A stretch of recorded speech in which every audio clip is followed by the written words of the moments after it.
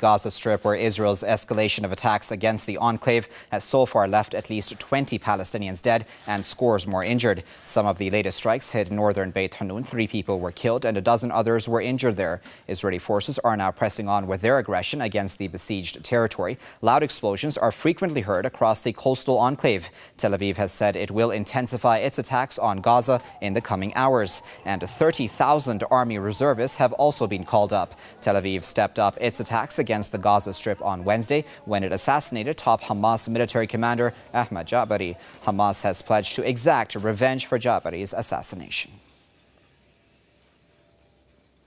We will never forget the blood of our martyrs and the blood of our leaders. This holy blood will not go without a response.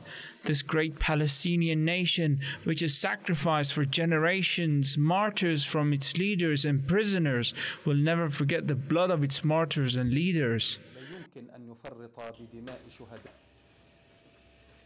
Well, Palestinians in the Gaza Strip have been responding to Israel's escalation of attacks, which began on Wednesday.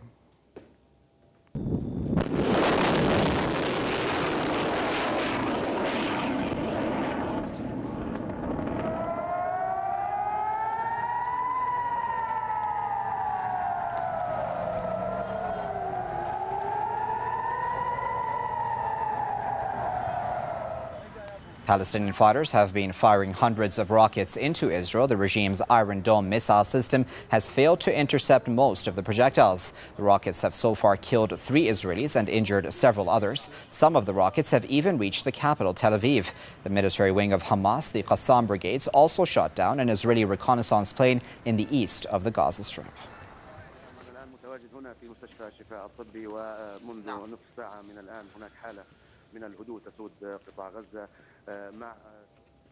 Well, to discuss those stories a bit further, we're now joined by Mr. Webster Griffin Tarpley, who is an author and historian who's joining us live now from Washington. Sir, thanks a lot for joining us. And I wanted to ask you firstly about the significance of these rockets reaching Tel Aviv. Certainly, this is quite an important event. Well, certainly it shows that this Israeli defense system that they've touted so much, where they have Arrow and David's Sling and then Iron Dome at the bottom, this is not working very well. And what it sets up is the pattern that we've seen in the past, say in 2006, where they couldn't stop the rockets, so then they try a land invasion, and that gets them into even bigger trouble. The other complicating factor, of course, is the attitude of Egypt. I would say we can be confident that civilized humanity is condemning this. The non-aligned group, the 120 countries at the United Nations, Turkey, Iran, many others have condemned it, and I think that's going to be a groundswell of opinion. At the same time, I would focus on Netanyahu. This is one desperate demagogue, and he's facing an election. This is his pre-election stunt. Here we would call it an October surprise, but it's for an election that's going to happen in the new year. Netanyahu is facing an absolutely disastrous economy, and we've seen those big demonstrations inside Israel, people who just say they can't survive.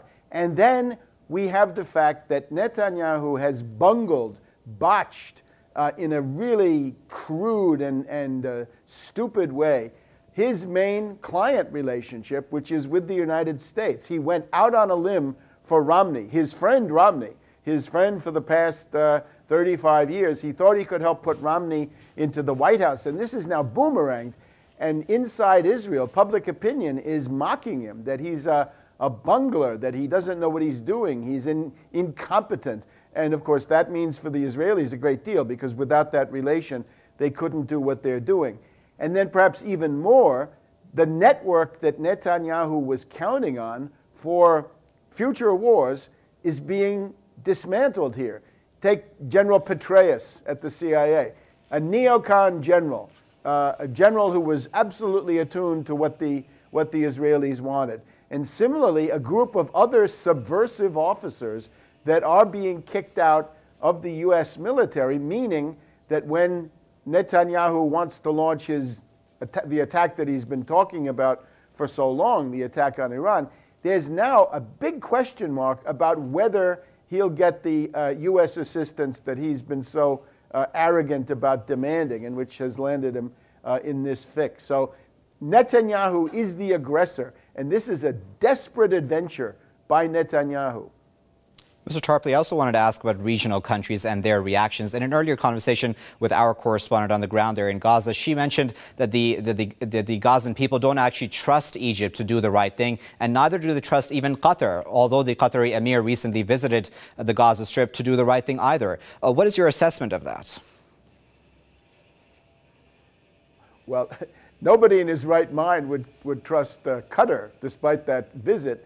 And Egypt, of course, is complex, and they have their own interests. I hold out maybe some hope that we might see a revival of the Suez 1956 instinct or response here in Washington, where I don't think publicly, but I think privately, Netanyahu is going to be told to stop it, right? To butt out, to stop this aggression and not to go all the way. I would think that there would be people in Washington telling him that. And whether he takes that advice is anybody's guess. Netanyahu can start a war, but he can't finish it. And maybe some people in Israel even see that as well. All right, we'll have to leave it there for now. That was Mr. Webster Griffin Tarpley, author and historian, speaking to us live from Washington. Sir, we do appreciate your insight here on Press TV.